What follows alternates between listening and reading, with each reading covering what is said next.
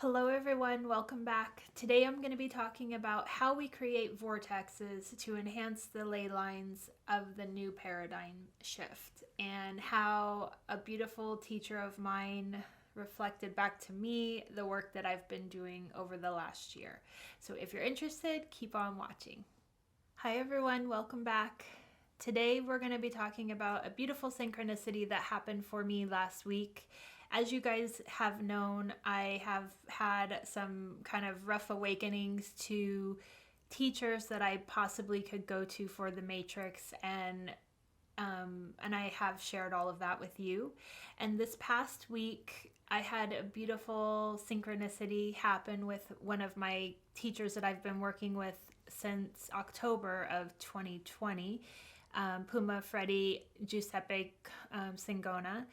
He's a shaman out of Peru, and I have been taking courses with him since October, and our last course was this past week. And let's see. Basically, the whole course, the whole week episode, or I don't know, I guess, instructions of this last week were about ley lines and how we can connect to them and create them. And I mean, right away, I'm just like, what? Because I think as you guys know, I know it's real because I see it, but I have this desire, the human part of me has this desire to have something to be verified, right? And I did get the verification through Mateus De Stefano, and I know that he knows about them, and that was really helpful for me to feel like, okay, it's real. But this week, hearing the teachings of my teacher, it just, you know what it is it really, it's very sometimes few and far between that we are able to get confirmation on the intuitions that we have, or the downloads, or the insights, or the things. And when they do happen, it's like, I guess it just helps you dig in deeper and trust that thread, that connection that you have to yourself. And for me, not that I question the downloads, because I mean, why? I know they're not me. I mean, I feel like they're bigger than me, and I mean, my mind, my ego wouldn't be able to make them up. So, so this week, our last course with Puma was all about the different how to create the sacred altars for the ley lines. So essentially, he first explained, and I'm going to share with you guys first. I'm going to say in the beginning, in the link below in the podcast and on YouTube, I'm going to share a Dropbox folder so that you can actually learn this directly from him and how he does this ceremony and how he creates these sacred altars. Because I now know that we are here, as you guys know, we all are here to be a part of this new energy ley lines, right? And it's funny because even though I never had heard this from his mouth, my first shaman teacher had taught us how to do earth altars. And that is what I do when I go to the cliffs. I have this whole year been creating earth altars. And essentially, it varies from time to time how I will set them up and what offerings I will bring to them. But essentially, with what Puma shared with us this week, is there are two types of altars that you can create that actually are part of this way to bring the ley lines energy to you and to the community. So the first one is called the NAWI, and that's the sacred feminine altar. And essentially you use between 4 and 7 stones. He said stones, but I use crystals because I have a local mine that I'm able to get raw crystals from. And he said you use 4 to 7 and you create them in a circle. So if you're using 4, you would hold 1 per direction. And if you're doing 7, you would create a circle. And in that circle, you're basically programming energy for your family, your community, the people that are in your life. And what happens in that vortex that's created is that the energy waves ripple out from that place where you're creating that energy. So for me, this has looked like, it's where I bring all my energy. It's where I go to meditate. I clear myself. Sometimes I do hape, and I center myself and I pull the energy down through my body. And then I'm sending out like energy in a positive way, depending on what's happening in that week. Like I will tune into whatever processes are needed for not just me and my life, but like the people that are extended through my life. And even in sometimes globally, and sometimes just in my country. And I will share energy from that heart space to help make this process or these times flow easier. And sometimes I even put in this energy of help the people that aren't able to accept these energies right now, to help them receive them easier, to help them go easier on themselves through these times. And so it's been a full year of me creating what Puma calls the NAWI altars. And it was in October that, after doing this consistently for, I guess at that point it had been maybe 4 or 5 months, is when I started seeing the matrix. And so then he also explains that there's another second type of altar, which is the sacred feminine, which is called the APACHETA. And instead of creating the circle, which creates the vortex energy, you put 4 rocks, again holding the directions, touching, and one in the center, and then you put 3 more rocks on top of it, so it looks like a vertical altar, right? And I mean you probably have seen other people stacking stones in different nature reserves or like hikes. A lot of people do this, but essentially the APACHETA is the vertical presence that is more precise. And what you're supposed to do with that one is pull in the energy from the sacred sites that you're connected to. So for example, we call them apus, and I have Giza is one of mine, and Sedona is another, and Mount Shasta is another, and then there's another one in Bali that's called Borobudur, something like that. And I pull those in. When I open sacred space, I'm always calling them in that space. And what happens is that when you call in the energies of sacred sites, it's energy, right? So you're bringing that consciousness to your location. And then as if you are creating this energy, this holder for the energy to pull towards. So in this altar, in this APACHETA, you're pulling literally the lines of those energies from these sacred sites to that location. And then Puma said, and then you want to call in your exact address, like where you live, because you want to essentially pull the energy from these sacred sites, and then also give it to you, give it to your family. You want to tie the things that are most important to you to that energy center and that new ley line that you're creating. And this is the part I did not know. And I even though I pull in the apus and I always create this space, I had always been doing the feminine altar. But he goes into a story, which again, I'll share the video with you guys in the link below. But he goes into a story that some locations actually can't handle or don't want more masculine energy there. So I find that really interesting, because what I feel, because actually now I can see the ley lines, is that where I go to meditate on the cliffs, it must have needed sacred feminine energy, because never once have I stacked the rocks. I always created the circle. And now I know that for me and for that area, and again, this is just one area of the earth, right? It needed the sacred feminine. So his advice is that we are always doing these altars in nature, in parks, in anywhere that you feel called to, and kind of like what I talked about of where you're supposed to meditate and bury the crystal, same thing.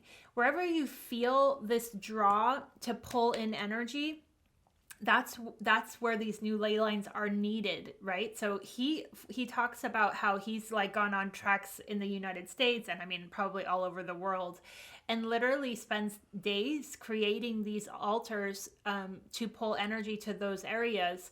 And he goes into this beautiful story about how he was at Mount Washington, and he was building the sacred feminine, the APACHETA, and one of the security guards came over and actually made him take it down. And in his processing, he realized, like, actually it probably is that everything is exactly as it is supposed to be. So that mountain didn't want the sacred feminine or sacred masculine there. And it's being okay with the process of how it unfolds, and being okay with what the signs are, right? Like for me, like looking back over this past year and me only creating the sacred feminine altar makes me now know obviously the sacred masculine wasn't being called in that location. But now I know when I am like out in other places in nature that I can create both, because essentially we are trying to balance both. We want the masculine and the feminine. We want to be able to have healthy how do you say, like healthy energy ties to both, right? So so there's many people in this class, and I never have raised my hand, but this day I was just so overjoyed with having him reflect all of this information to the group. And so of course I raised my hand on Zoom, and I got selected. And so I'm also going to share below the video of me talking to him and explaining to him about how I had the message to bury the crystal and meditate on the crystal in front of the altar. And he's like, yes. And it like, you know, for me, I know that like me, the human, really, I don't know, craves that confirmation in some way, which I know it's not needed, but it's still lovely to have. And like seeing a teacher who I respect and actually has been doing this work since he was 7 years old, and you know, and was taught in a very traditional way from his great grandfather. I feel like all of these things and all of these synchronicities happen for a reason, you know? Like, I know that my mind would never have been able to make up this matrix and make up that we are part of that matrix, right? But this is just the next step in grounding your energy and understanding how we create these new ley lines. And I feel so deeply just in gratitude, because at the end of the day, we can only put out and do the practices that we feel called to do, right? But at the same time, I believe that energy meets energy. And by me not questioning things and just sharing them and saying, look, this is the message, this is the download, this is the thing. And I shared that particular one right away, right? Because I felt like, oh, this feels real big, and this feels like it's real. And then my monkey mind went on the path of trying to get confirmation on it. And I just want you guys to know that these things are happening for a reason, and these energies are needed at this time. And the fact that everybody listening and tuning into this vibration and feeling it through my heart center, you are in different locations for a reason. Like, we all are exactly where we're supposed to be, because we're here to create that energy in your location and in my location and all over the world, because this is the message of what needs to happen. We are those portals. We are creating those new ley lines. And to understand that this practice has gone back thousands and thousands of years. And he even talks in one of the videos that I'm sharing, he talks about how you'll see he's actually in Peru in the mountains as he's giving this this class, and he talks about the powerful ley lines that he's actually sitting on in that moment. But they still create these altars because the energies are shifting, right? And you want to pull in all of the energies that are currently created on this planet, this earth. And you energy is not a physical thing. So you can literally pull in the pyramids of Giza, which I do every day, because I know that I receive that energy when I pull it towards myself. And the way that feels in my body is like, as I, for me, the Apu Giza is in the east, when I call in my sacred circle, and I wait until I feel that energy. It feels like a little bit of a zing. I don't know how else to describe. It feels like you feel the flush of that energy come in. And I wait until I feel it come to me. And then I move on to the next direction and call in the next sacred site. So when I say this to you, I want you to connect with the sacred sites that feel the most closest to your heart. For me, I had gotten this sacred site oracle deck, so I actually pulled the ones that I call in from my deck. I didn't choose them myself, and I mean, there's one that I haven't been to, and one actually I haven't been to Giza either, but I always have felt like, yes, that is like a connection point. But the one in Bali, I can't even say it properly, but I have thought many times, is this really one that's for me? And I, again, always say to my mind, like, stop trying to make sense of something. Just allow that energy to flow, because when I call it in, I feel it, and that's enough.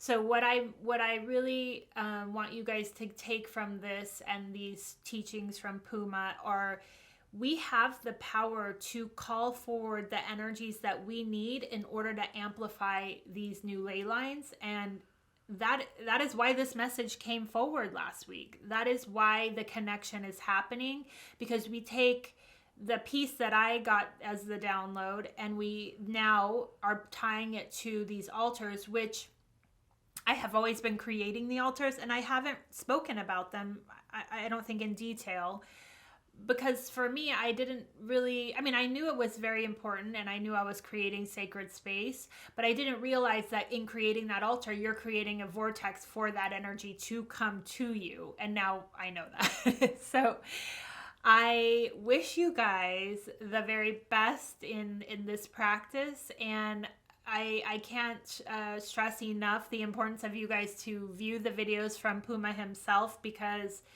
there's something about his energy that really, how do I explain, is just so tied to an ancient tradition, and he's just the most gracious and like oozing of love energy that I probably have ever experienced. So for me, I love getting his teachings. So I want you guys to be tied into that energy to understand where you start from, because all of these altars are, whatever you put in it is what you're amplifying, right? So you want to go into all of these things with the most gratitude and openness and joy. Like, for example, the NAWI, he said, he programmed health, joy, happiness, like easing us through this process of change, because as you guys know, the change is amongst us, and you can either sail through it and almost like from a bird's eye view, or you can be down in the weeds in it and really struggle through it. And when you create these altars, the hope and what I program is for it to become and be as easy as possible for everyone.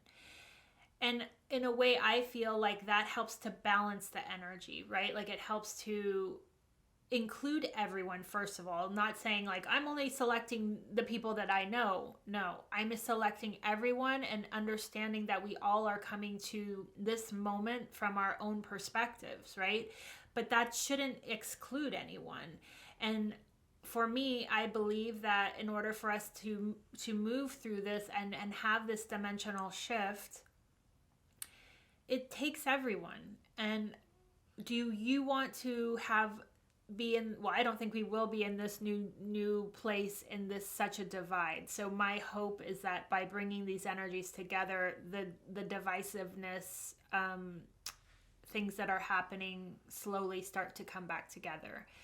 So I really, really wish that you have an amazing time doing this practice. And I would love to hear your experiences and see any photos that you have. So let me know, tag me in them, and understand that this is a process that, from what I understand, that's why the Matrix showed up for me. I know that, I mean, you know, I think it was 4 to 5 months I was doing it before now I see it, right? I believe that we all can see it. I think if you're calling that energy in, like I would say I do it, especially in the beginning, if not once a week, 2 or 3 times a week, you cannot help but then see what you're doing. And I believe that because I've told you guys, I am not clairvoyant. I don't have visions in my daily life. But the veils are becoming so thin that I believe that if you are concentrating that energy in one location, you can't help but adjust to what's happening. And so, yeah, I think that this is what's the next step. And I feel like we are all meant to see what's happening. Because if you're listening to this, it means that you are meant to know about it and know how to be a part of the creation versus like letting things happen. You know, I think even when I think about myself and how this whole path has unfolded for me, you know, it definitely didn't come from my mind space. It was all about following the intuition and following the signs, and that's what led me to understanding energy and feeling energy.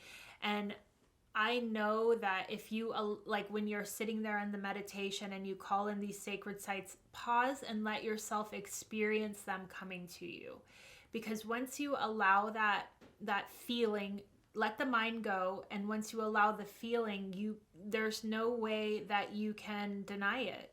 There is something that is so powerful when you clear your thoughts and you specifically focus on a sacred site.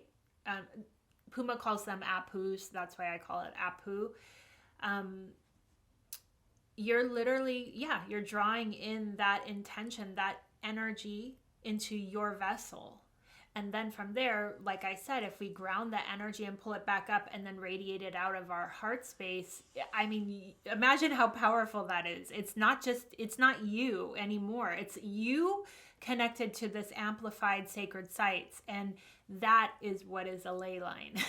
So I wish you guys the best. And I really hope that you have an amazing time doing it. If you haven't already, don't forget to subscribe below.